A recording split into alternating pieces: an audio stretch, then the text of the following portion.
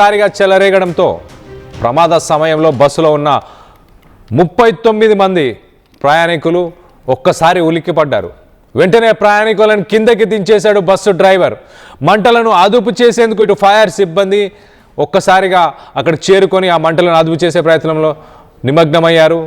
పెను ప్రమాదం తప్పినట్టు కూడా తెలుస్తుంది. సో మొత్తం మీద ఇటు వరుణ్ ట్రావెల్స్కి సంబంధించిన ఈ బస్సు మన విజువల్స్లో చూస్తున్నాం. You watching highly disturbing visuals. Viewers description is highly advised. ఇటు బస్సుకు సంబంధించిన విజువల్స్ మనం చూడొచ్చు. బస్సు పూర్తిగా దగ్ధమైపోయింది. హైవే పైననే, హైవేకి ఒక పక్కగా ఆగింది.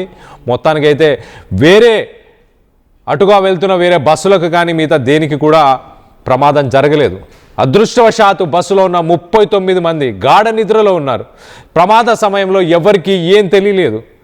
లాస్ట్లో వెనకాల కూర్చున్న కొంతమంది ప్యాసింజర్స్ మాత్రం పొగలొస్తున్నాయి, మంటలు వస్తున్నాయి అని ఒక్కసారి ఉలికిపడ్డారు. మొత్తం మీద ఆ బస్సులోంచి 39 మంది దిగి తమ ప్రాణాలు కాపాడుకున్నట్టు తెలుస్తుంది.